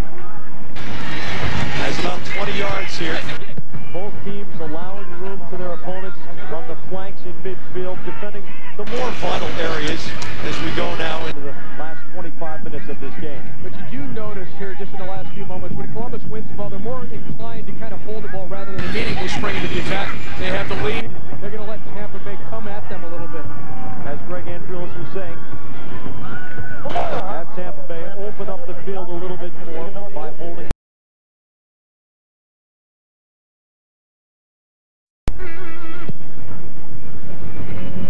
At midfield. Cunningham lets it bounce through. Denton settles for Otto under pressure from Wilmer Perez. Mason picks it up. And again, there's that flank room in the middle third of the field. Into the middle, Clark chests it down away from Curtis. Now West against Denton. Tips it by him. Cunningham outside of the foot. Interesting idea. Otto got a piece of it. If not, though, West is all the way in. West seemed to be holding his left hamstring here. Oh, that would hurt. Speaking of hamstrings, Senora has strapped some ice to his hamstring on the bench. Manu Diallo's going to be coming into the game, and so is John Harks. Harks for Ziha. And Diallo, I believe, will be going in for Barkley.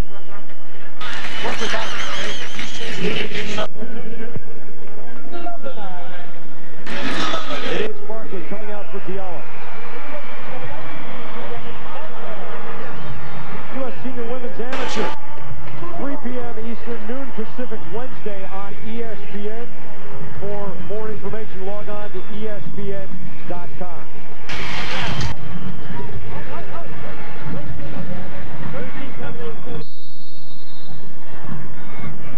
Well, we're going to keep an eye on West and see how well he does after reaching for the hamstring. Greg Andrulis hopes he didn't jinx himself by talking about being virtually injury-free. Again, as you said, with McBride in parentheses. Well, the other thing you mentioned was the balance to the Columbus Crew attack. And now Washington is down, holding his leg, but this is just a bruise. But Jeff Cunningham, John Wilmer Perez, Brian West, Brian Masonoff, in a very balanced attack to the Columbus Crew this season. It's made a huge difference. Wilmer Perez getting away from Pena, but now Pena has him shepherded toward the sideline again. Harks gets his first touch. Ball suit. Laffer. Diallo so dangerous here with 20 minutes to go in a one-goal game. One little mistake. It's a very scary force up front for Tampa Bay. Keller popping it forward. Ball suit there. What a one-on-one, mano-a-mano. Ball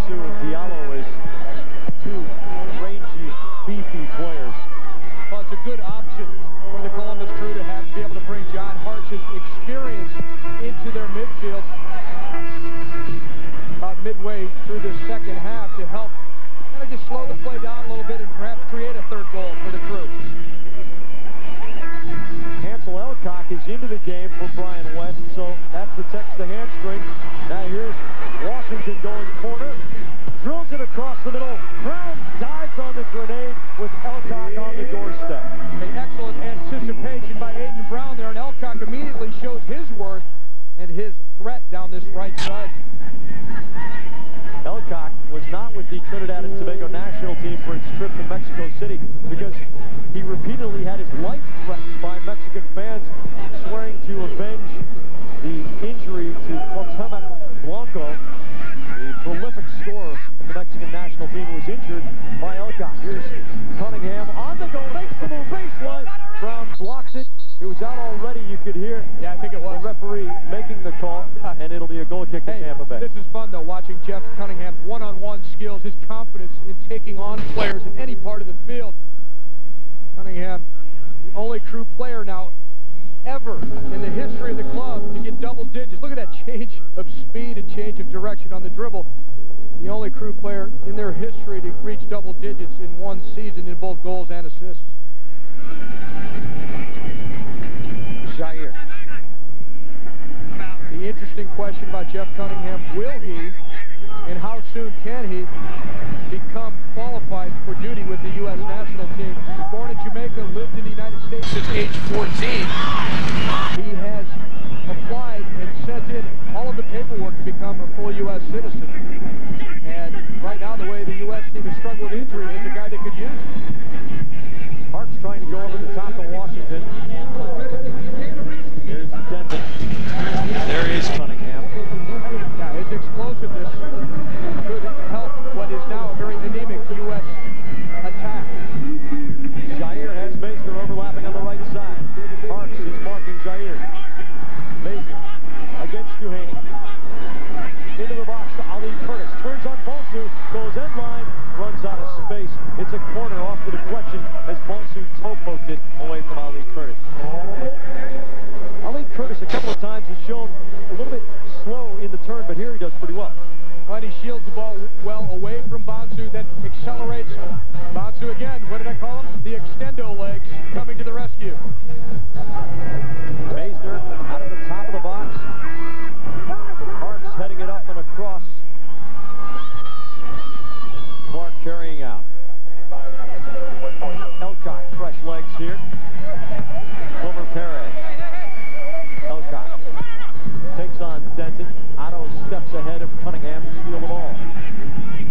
Jair, plenty of room here. His team swinging side to side. The legs starting to get a little bit heavy. Diallo, first touch out in front, but he recovers it. Duhaney out to mark him. Jair against Masonoff. Diallo.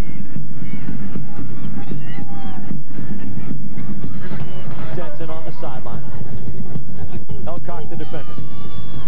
Diallo drives it into the box. Masonoff tracking back. Maisner chips to the spot. Clark heads it out. Keller out of the right side for Jair. Pena down after colliding head-to-head. Quill can't climb the ladder, and Harks will run down the ball. A chance for Columbus to counter here. Big collision there a moment ago, but a good header before that by Brian Maisner. It was good to see him putting his head on the ball after his collision in the first half with Aiden Brown. They smacked pretty hard. Oh yeah, okay, yeah, I saw that ball, yeah. Columbus will get the restart here.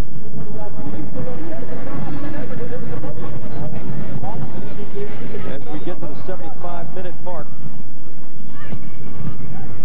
Tampa Bay's worst 15-minute segment of the game is its last. -8 goal differential, having scored 5 this entire season and having given up 13. Columbus is tied for the best interval of +6, having scored 13, allowing only 7 this season. Prestis drives it forward, looking for Washington, brings it down in front of Otto. Otto pokes it across the sideline. This is going to be off of Washington. And Tampa Bay Bay gets the restart. Most of the discussion here in Tampa regarding the future of Mamadou Diallo in Tampa, in Major League Soccer, questions of where he might fit in. He's obviously not been a very happy camper here with the Mutiny this season. He says he'll talk after the game as to where he wants to spend his future. Regardless of where he says he wants to spend it, doesn't necessarily mean he'll be there. Yeah, everybody expecting a quote in the locker room today about where he wants to go, but easier said than done. He's got 2 more years left on his MLS contract. Parks on the dribble, too far out in front. Danny Pena penalizes that. Keller wants to play long ball for Diallo. Lapper the marker. Diallo will take him on.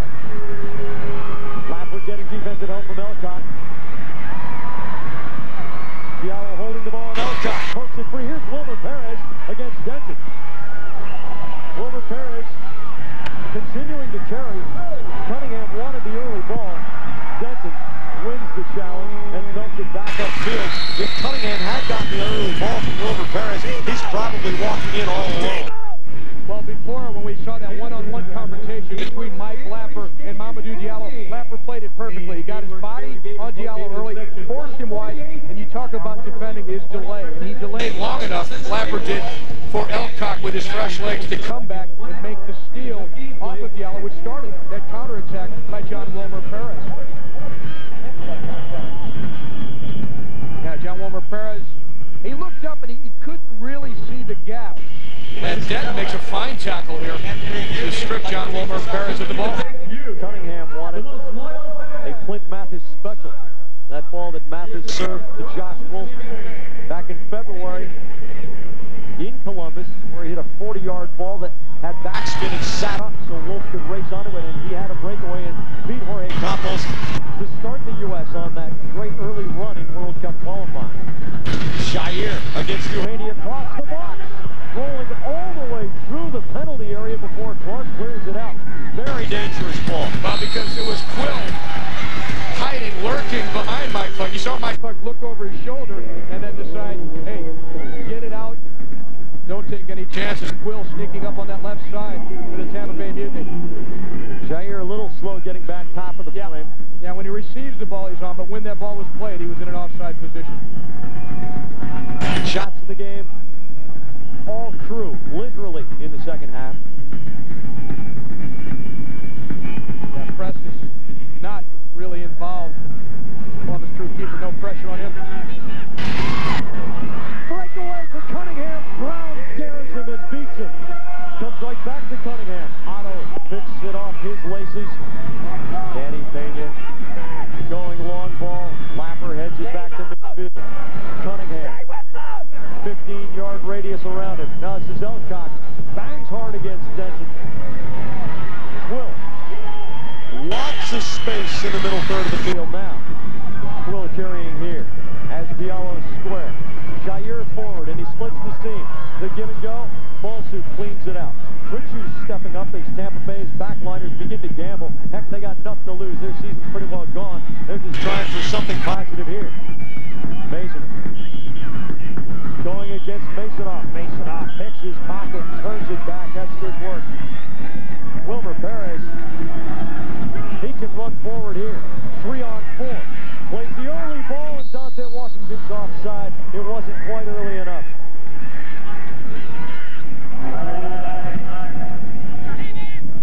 Yeah, the flag going up here on the offside. John Wilmer Perez looking for Dante Washington. It was a step later than that he struck the ball very close. Otto. Denton. Quill takes it off the chest hard. Square hard for Keller, who settles for Pena. Mazur on the right. Diallo in the box gets ball, who turns. And it's a goal kick coming.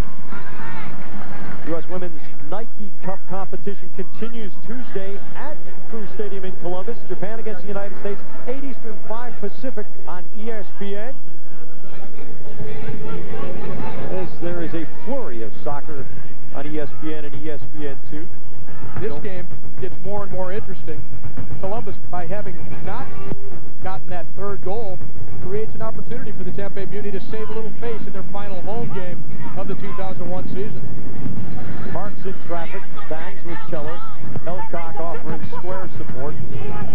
Clark, Lapper. Wilmer Perez, Masonoff. Washington, Parks. The short long thing is there for Columbus if they see it. Elcock. Washington first touch. Masonoff settles inside the box and brings it back to the perimeter. Parks tries the cross. Masner reads it in front of Cunningham. Jair. Remember, just a moment ago, Brian Masonoff making a big defensive play. Then up in the other penalty area trying to create a goal. Too far forward for Curtis. Ball Sue on it. Duhaney controls. Now Hartz has space. Three teammates around him. Cunningham gets the ball. Wilmer Perez middle. Masner stabs the ball. Seeing that, he sold the dummy pretty well. Seeing what was coming all the way. Jair against Duhaney. Jair stops around Hartz. Now works Duhaney toward the end line. It'll be a corner kick coming to Tampa Bay. Tell you what, Jair made that play much harder than it needed to be. He had Ali Curtis wide open on his right the entire time. He could have just slipped the ball to Curtis, who had more space in which to get across him.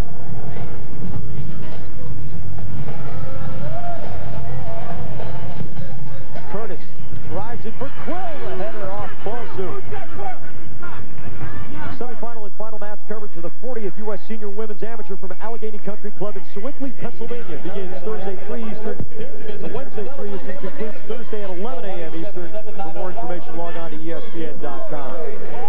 Into the middle, Diallo, the header down, and Prestis is lucky it comes to his feet. There it is, a chance for the Tampa Bay Mutiny to tie this game and look good in front of their home fans. Cunningham, the change of pace move. Gains the corner against Otto. Wilmer Perez in the arc. Otto, a hard tackle, steals it away. And he can walk it back up toward midfield. Columbus is playing with fire right here. And not Chicago. Diallo. Hartz steals it from here. Hartz wants to calm it down. Washington. Hartz. Look at this scoreline, Jack. Still only 2-1 for the Columbus Crew. And then look in the Tampa Bay Mutiny goal. And think of the saves that Aiden Brown has managed to come up with. Six of them on the day. 3 of them outstanding saves. He's kept his team in the game. My recollection is that we were talking in virtually these terms about 6 weeks ago in San Jose before Donovan made his perfect pass to Manny Lagos in stoppage time. Aiden Brown had done it all for Tampa Bay that day, keeping them in that game. At that time, it was tied. We were talking about him being MLS Player of the Week, but his defenders let him down in the last moment. Let's see if they can do better by him right here. Diallo against Lapper has Masonoff running into space right side. Diallo loves to carry the ball. Let's rip from 30, and it's wide by 2 steps. Tom Prestis appeared to slip a little bit on that long-range shot by Mamadou Diallo. Big Mama threatening again. Look at this chance. Mamadou Diallo, Big Mama dropping the head ball down in front of Prestis. 50 miles an hour on the Pepsi Power shot. Questionable if our radar gun is accurate after the header. Hey, but any high ball in the penalty area is going to be a danger. Remember the corner kick try, a header by Eric Quill where he was wide open. So the Tampa Bay Mutiny starting to look like they believe they could get a tying goal. Ty, you mentioned Prestis' bad footing earlier. There is a lot of dead grass from the end zone paint from the Tampa Bay Buccaneers. Elcock goes down hard. Otto takes all ball, and the Mutiny comes back. Where that grass has died, it is a little bit slicker. Jair with a little bit of space. Hart's trying to close it down. Diallo turns. Can't get muscle behind it, and Prestis scoops it up inside the 6. It is tense right now for the Columbus Crew, just up by 1. And remember, this is their game in hand. They have to win and get 3 here to stay even with San Jose in the race for home field in the first round of the MLS playoffs. That going along with 4th place overall. Pena belts it right side. Masner settles with room. Parks approaches late, gets in the way. Duhaney takes it in tandem. Wilmer Perez against Jair. Contact. Wilmer Perez goes down, and Columbus will walk up to this one. Watch your English, Jair. You never know when you're going to be on camera. Didn't know his English was that good. A reminder that next Sunday, LA and San Jose finish up the MLS season, so we'll know how all the scoring races finish. We'll know how the final standings will stack up, and we'll have the brackets for you for the playoffs at the conclusion of that game. Clark takes it off from Keller's foot. Harks settles it down for Elcock. You can see Harks' confidence and his calm. Columbus would love to get the insurance goal here. We see Yeagley down on the sideline, and it's a nice thing to see him back for Columbus. He's been battling injury. Harks, 30 yards away. Columbus milking the clock here. Cunningham on the outside, moves against Otto, gets him off his feet, tricks you with a hard challenge. Lapper walks to the ball, and there's Harks again. Yeagley's had a stress fracture in his left foot that has been curtailing his play. He's appeared in just 4 games for Columbus this year. Preston belts it out across midfield. Keller heading it forward. Clark answers. Elcock turns it nicely on the chest. Here's a ball from Cunningham, and Aiden Brown reads that. Aiden Brown's play has been pivotal in this game. Mentioned the 6 saves. His team still has a chance to get a tie in their last home game. And here's Diallo, the deadliest force for Tampa Bay, taking on Balsu. Throws it into the middle, corner kick coming for Tampa Bay. Big Mama playing with some pride here, the Tampa Bay Mutiny. Putting on the pressure. Tom Prestis' goal. We've seen a lot of blue shirts out in front of it in these last few moments. Curtis and Jair over the ball. Columbus asking to get Yeagley into the game. And Cunningham is the man coming out. So the third substitution used by the Columbus crew. And it is Yeagley for Cunningham. And that's the guy who's known more for his defense than his offense, going in for a guy who made some offensive history for Columbus today. So clearly the crew in a defensive posture, hoping to withstand the Diallo storm. But here's a counter chance. Wilmer Perez with a lot of space. Washington with not much spirit left in his legs here. Wilmer Perez, now here's Washington's run. Can't split the seam. Washington looks pretty well spent. Yeagley's first touch in a while. Masonoff in traffic against Trixie, drops it back outside. Elcock. Duhaney. Yeagley.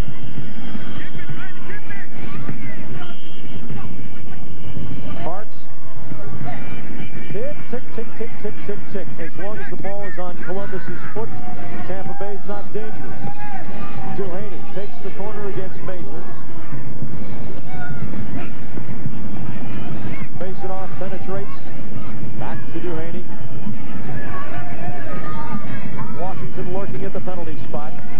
In the corner, this is a time waster. Off Masonoff. Masner. Keller. Now Masner up the line looking for Jair. Harks stepping in to win the ball. It goes out. And a throw into Tampa Bay. We hear from the sideline that there will be 2 minutes of stoppage time added at the official's discretion. Some pretty effective time wasting there by the Columbus crew. Way in that far corner, really far from Tom Prestis' goal. They were able to put together 10-11 passes. A push against Tampa Bay's Ali Curtis. Taikio, does Columbus have the stuff that it's going to take to get to MLS Cup, or is it going to fall short of playing in its home stadium? Well, I'll answer that by saying, is Brian West going to stay healthy? Is Dante Washington going to stay healthy? Obviously, Brian McBride won't be back, but I think that in terms of how well Tom Prestis is playing in goal and how well Mike Clark is leading the team defense with Kenny Wabansu, they have the foundation for it. There's experience in the midfield. Masonoff. Until the single-game championship MLS Cup. And remember, that 4th place in the first round with home field advantage for that fourth-place overall finish means a lot to Columbus. This is a team that is unbeaten in its last 11 at home. Greg Andrulis never has experienced a loss as head coach of the Columbus Crew. He's 7-0-3 since taking over this team. So if it should get into that home field spot, it becomes even more dangerous. It's a team that clearly believes in itself. Diallo against Clark. It's going to go out for a corner to Tampa Bay. We're in stoppage time. Time to steal a point and to cost Columbus 2 as it plays its game in hand, trailing San Jose by 3 points in the MLS standings coming into this game. San Jose currently in 4th place overall. Quill's corner, popped across the box, Meisner half volley, and Clark clears it out. It's 3-on-1 if Duhaney can move it quickly. Still 2-on-1 as Lapper goes forward. Wilmer Perez is open by 20 yards on the right, and Lapper instead wants to bleed the clock. I think Lapper doesn't have the strength left in his legs to get a ball over to that opposite side to John Wilmer Perez. Lapper takes it to the corner, and here goes some four corners offense. Some time wasting coming by the Columbus Crew. Lapper all the way into the corner circle for the corner kick.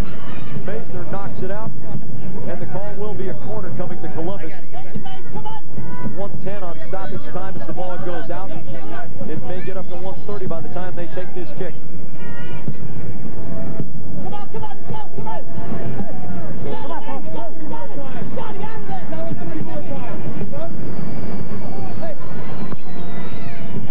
Short corner taken.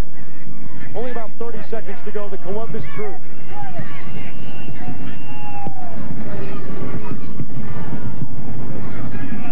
Wilmer Perez. Washington. Trichu gets in the way. Masonoff will take it on a walk. Bleeding the clock. And opening yet another hole in the Tampa Bay Mutiny, which has bled to death this season. Tampa will finish its season with a home record of 2-10-2, the worst in the league. Unless Diallo can pull off a miracle here against Alcott. Parks bangs it. Diallo fires it long. Jair collects. Lapper the defender. Denton, what the heck? Throws it into the box. Yeagley heads it out. Game is over. Columbus wins 2-1 and ties San Jose for 4th place overall in the MLS standings. Brian Masonoff is the Honda man of the match. 2 shots on goal. And Masonoff was a big part of the comeback, scoring the goal that tied it. It's a 4th place tie. 45 points apiece. San Jose and Columbus each have 2 games remaining. We will be back to Raymond James Stadium in Tampa, Florida to wrap this one up. The Columbus Crew did what it had to do. Got a 2-1 win out of Masonoff and Preston. Times have changed, and so has Time Warner. Breaking new boundaries with exciting new channels like Women's Entertainment. It's a new idea, a celebration of all the things women are. A destination station where women can relax, relate, and release. Times have changed, and so have you. Women's Entertainment. Coming later this year to Time Warner. The Golf Channel, your all-access pass to the 2001 Ryder Cup matches. Kick off the week with extensive coverage of team news conferences. Experience all the excitement of the opening ceremonies on Thursday. Then stay tuned throughout the matches for live scoring updates all day. And at night, catch hour-long editions of Golf Central and Viewers Forum before wrapping up the week with the drama of the closing ceremonies. The 2001 Ryder Cup. Experience it on the Golf Channel. Presented by Audi. AFC Divisional Champions meet in ESPN's Sunday Night Football opener. The season begins as Tennessee hopes to ride its top-ranked defense, led by the freak Javon Curse, to an opening game victory. But on offense, Eddie George will find it tough going against Miami's Zach Thomas and the Dolphins' stifling D. Dolphins, Titans, 8:30 tonight on ESPN. It all starts with NFL Prime Time at 7:30.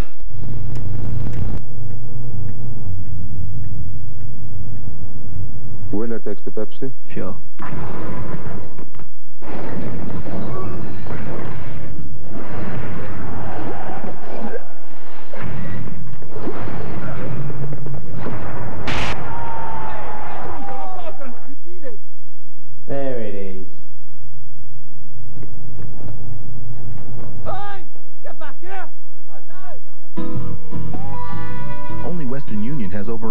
2,000 agent locations worldwide, so chances are there's one near you. I just picked up cash for an air conditioner.